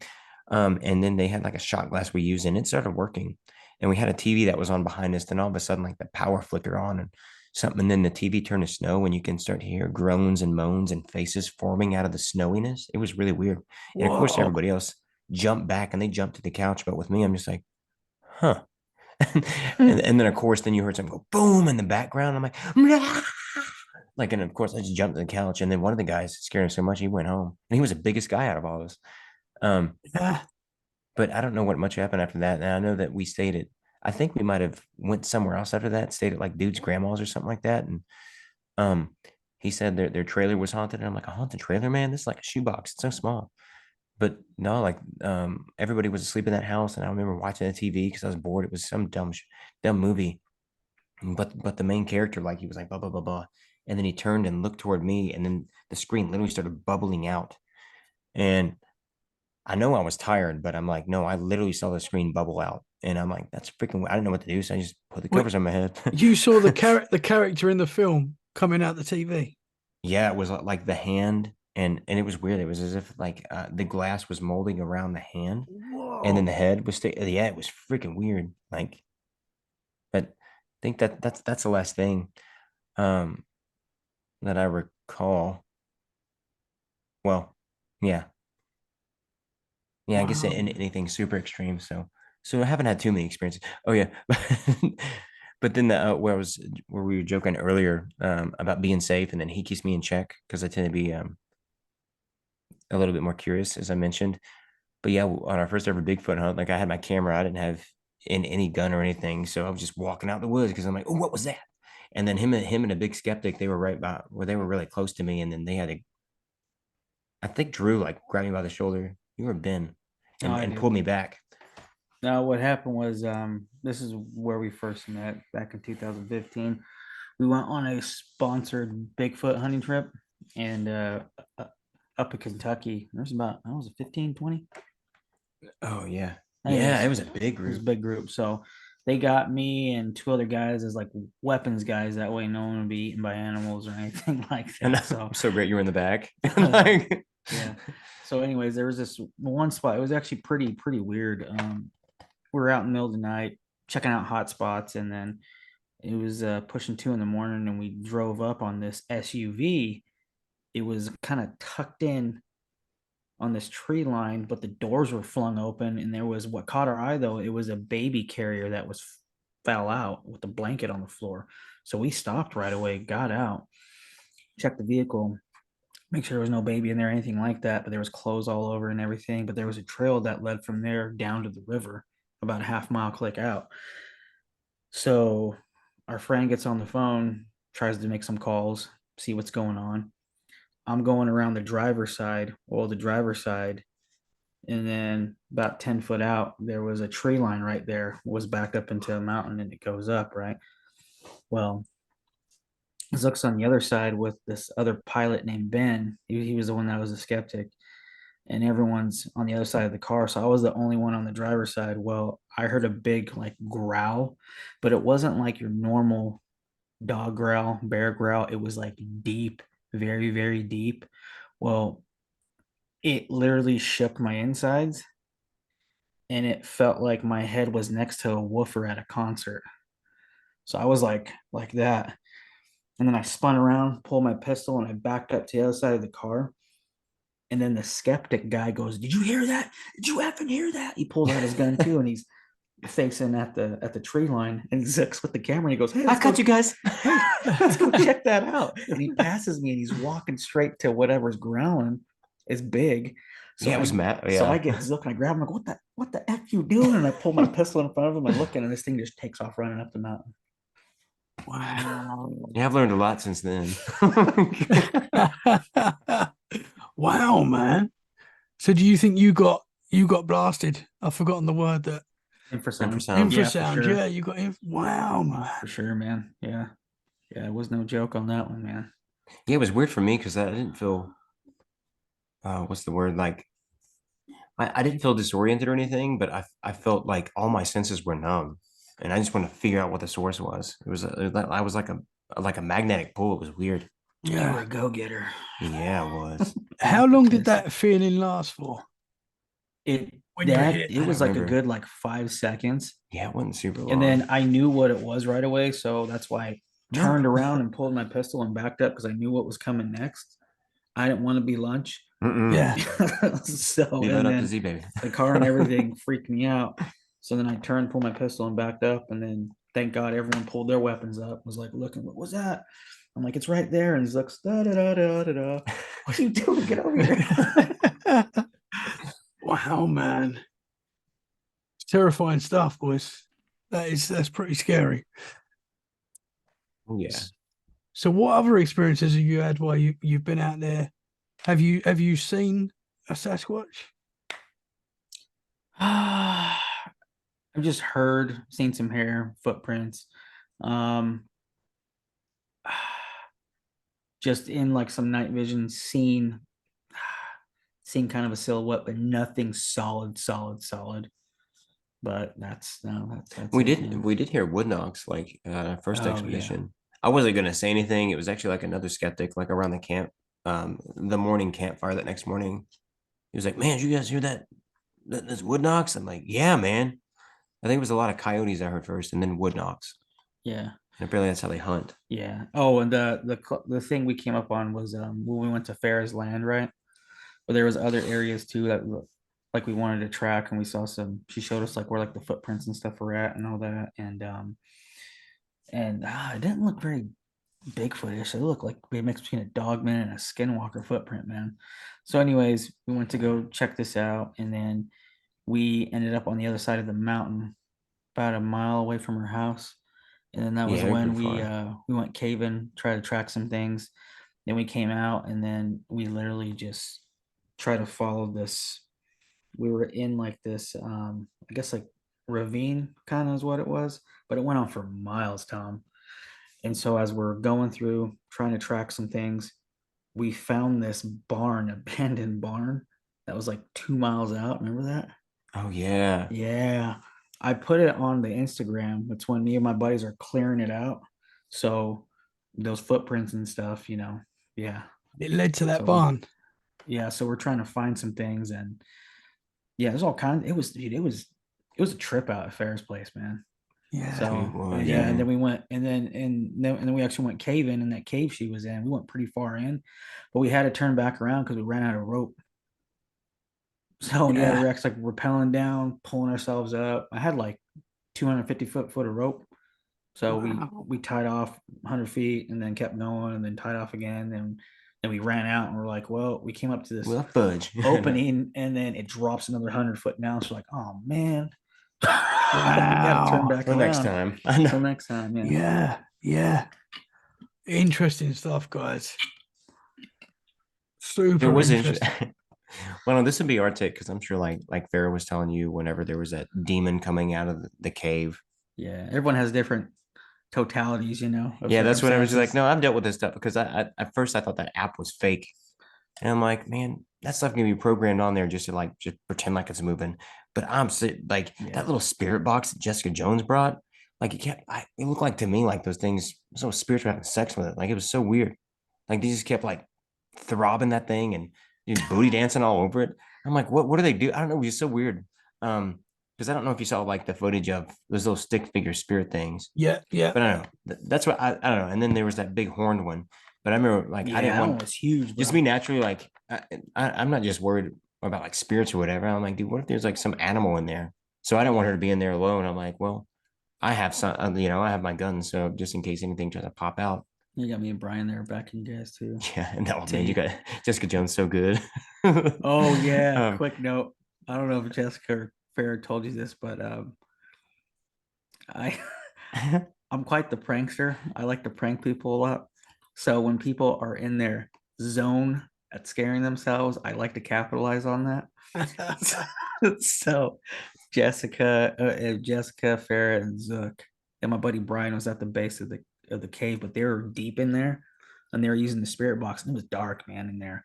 So I have my night vision on, I'm watching them, and Farrah goes, just give us a sign. So I look at Zook and I'm like, I'm gonna give them a sign. So I grabbed a rock and I chucked it deep in the cave. And the way it landed, it sounded like something was coming down the cave.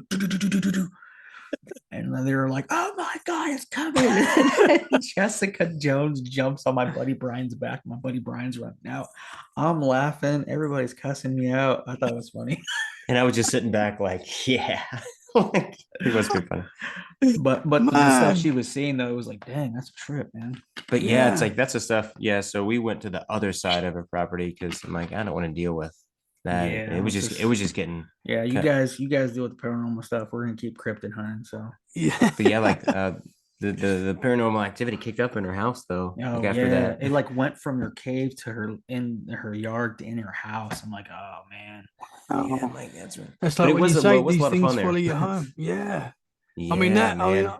I spoke to Farrah about her house and that whole property, that whole land, amazing stuff was happening. Yeah. Wow, man. You guys live in a cool place. Tennessee's a cool place.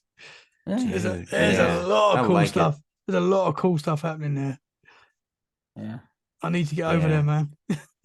Yeah. Oh yeah, yeah. We'll be going on another expedition soon Yeah. We're trying in to. Tennessee. Yeah. Yeah. You ever heard of a Turtle Man? No, no, I Okay. haven't. Well, anyways, he's we met him at this other conference we went to go with their buddy Ed. But he was like a big Animal Planet. He had a TV show on there, but this guy's straight up country. Anyway, so we met him, and then I was trying to link up with him to go on a Sasquatch hunt. So, but I don't know. We'll see how it goes. Awesome, Yeah, if not, man. they just be me and you and some other guys. Yeah, we're gonna keep it chill. But yeah, that's one thing though. I try not to go without a team more than less than 5. Yeah, yeah. So yeah, and that's You one got a thing. lot of Nick, guns there. yeah, and that's one thing Nick said. He's like, don't go with anything less than 5. I was like, whoa, yeah, okay, check on that seriously. Hmm. I'd love to come out with you guys one day. That Oh, would yeah, be man. Dude, that'd be awesome, man. I love it. Yeah. Oh, okay. Now, what about your area, like cryptids wise? Well, I literally live right next to quite a big forest, Yeah. and Cool. there's a dogman legend there, which is pretty interesting. I didn't know about it before I moved here. Yeah. Some of the locals were telling me about it. People have seen just your typical. They smell it, they see it, they Yeah. feel it. It's interesting, man, because when I first moved here, I didn't know anything about that. Yeah. And me and my 2 daughters, I spoke about it on the show before, but me and my 2 daughters were just walking around the forest one night, Yeah. and it was about to get dark, and my eldest suddenly freaked out. She saw something, and at the time she went to me, "I've seen a Bigfoot," right? And I'm like, "Okay, calm down. You've probably watched one of my documentaries that you shouldn't be watching." You just got these thoughts in your head. But she described she as a Bigfoot. She said she saw this big thing with yellow eyes, and she still stands by it today. And I was like, okay, let's go, let's get out of here. And when we left the forest, and it wasn't until a few weeks later that I was speaking to someone else about the forest, and they told me about the dogman law, and I was like, maybe my daughter did see something. Yeah. Interesting. Yeah, and that's one thing too about kids, about young ones. They're actually pretty sensitive on seeing that stuff. Yeah. They're not like us as adults. We're very we just got to deal with things with life. We got a lot of things in the way, bills, all kinds of stuff. So we're not very. Basically, we get told, "Hey, that stuff isn't real. Grow up." Yeah. You know, We shut ourselves So- off. Yeah.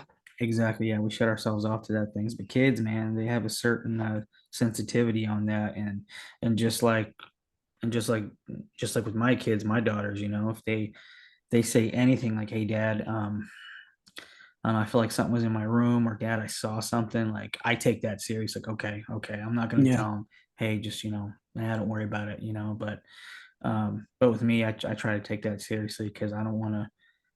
Because I had experiences when I was young. My mom didn't. She didn't understand that realm, that world. She's like, "Don't worry about it," So, but I Yeah. just don't want to leave them hanging like that. Because if I'd rather be safe than sorry. Because if it is, like, oh crap, and if it's not, cool, it's Yeah. cool, it's their imagination, whatever. But Yeah. Yeah, man. Would you mind sharing what happened when you was a kid? yeah, man. Yeah, when I was oh gosh, when I was 6, my mom at the time, she was working 2 jobs. God bless her, man. She did what she could, man. She's a kick-ass mom.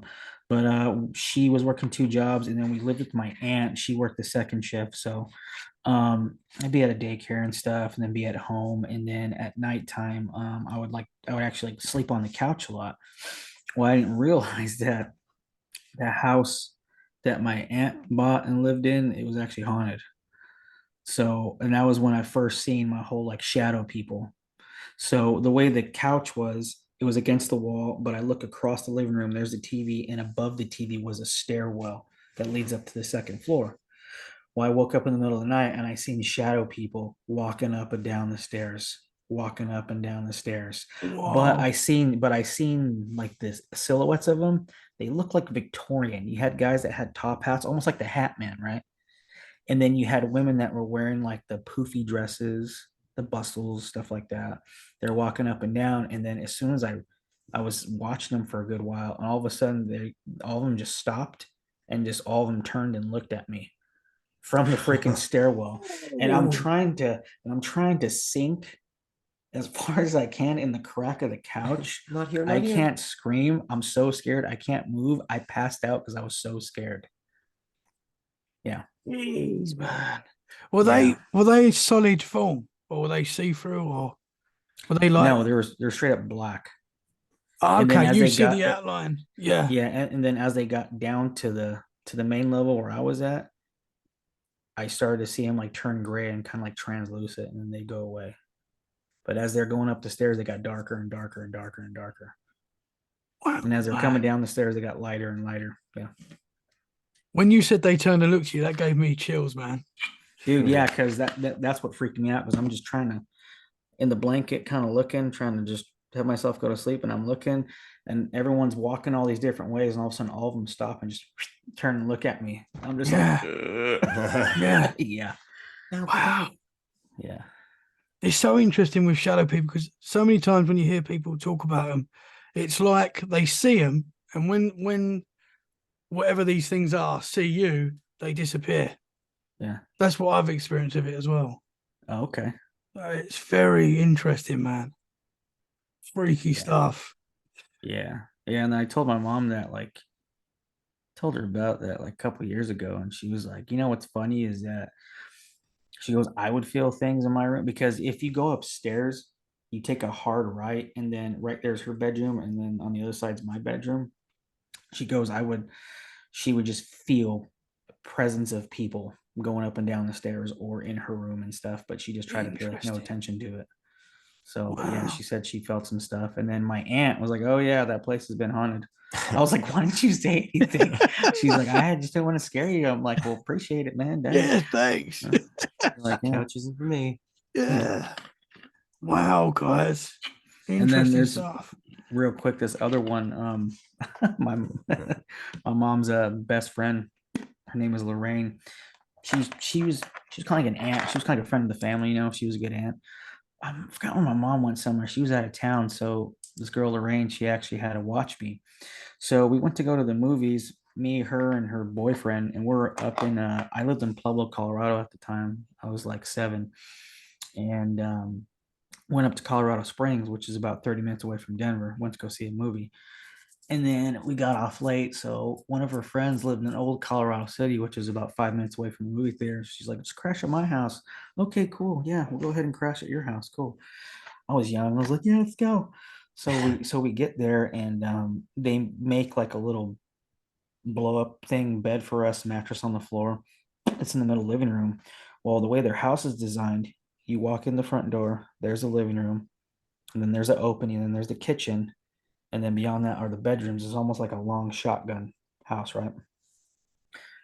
Right before we go to sleep, our friend shuts off the light. She's like, hey, by the way, we have a ghost. Don't worry about him. Just let him do his thing, and then he'll leave you alone. He'll just be quiet.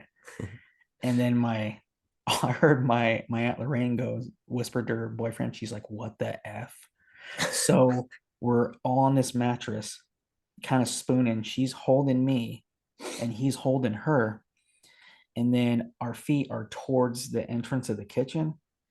And of course, you know, cars are passing by, because when cars pass by in the night, if their lights are on, you can kind of see a little bit of your house a little bit, and then it goes away, right?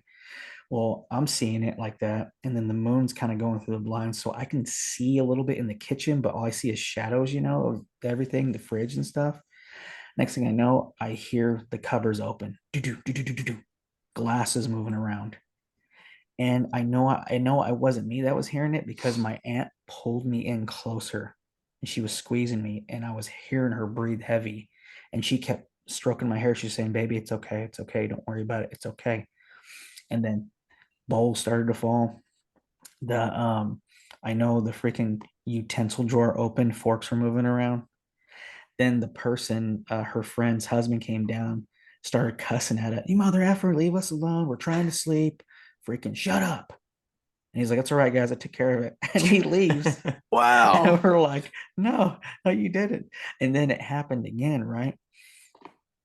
And then dishes started to fall a little bit.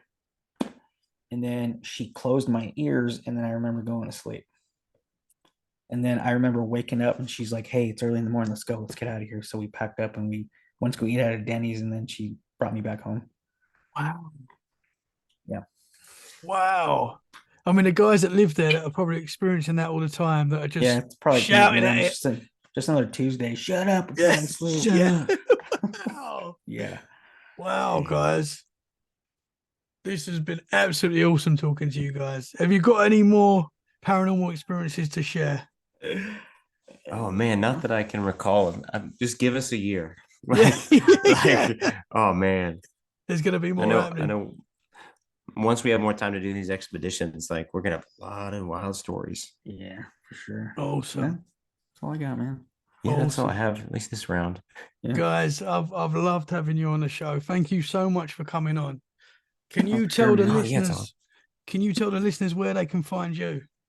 All right, I'll go with the stuff I do, and then you can go with the stuff Okay. you do. All right.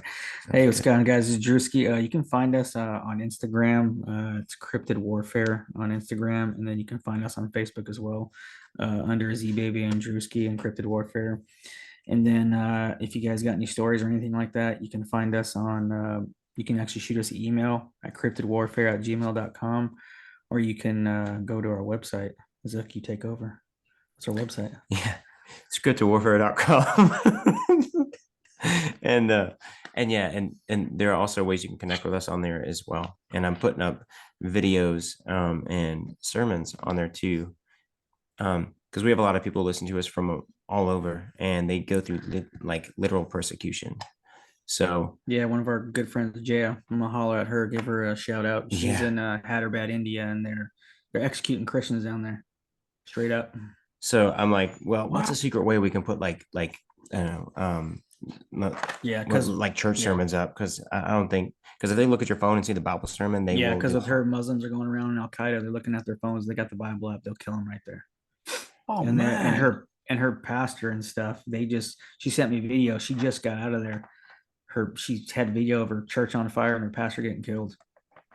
Oh wow. So yeah, and so this That's stuff is no terrible. joke. And No. yeah, I figured like nobody would think anything if they saw Cryptid Warfare. So I'm hiding church sermons on there. But two, Yeah. there's I'm starting to like find legit footage. Like I have 2 videos of Dogman that it's like legit footage of Dogman. Oh yeah, I our mean good they're friend, really short snippets. Yeah, Jones. Yeah, like she. well, he got it from Yeah, informing the masses. You know who he is? Yeah. Yeah. He's a good friend of ours, Andrew. He lives out. I'm not gonna say where, but West Coast. But he's the one that gives us all those videos, and Jessica gets them, and I get them, and you probably get them. We just put them out there. But yeah, he's the one who digs through all that, Wow. finds all that stuff. So Awesome stuff, guys. Yeah. Well, guys, keep up the great work. You guys are welcome back on here anytime. I'd love to have you back on. Hey, like I said, I bring it. want to do Yeah. a pod swap, man. I want to have you on. Let's our do it. show, Yeah, man, we need to have you on. Let's Then. do it. I'd love to. We'll try to book you in December for sure. Awesome. I'd love to, Yeah. guys. Well, Thank you very much for coming on, and I look forward to speaking to you both soon. All right, brother. Oh, for sure, brother. Cheers, man. See ya. Awesome.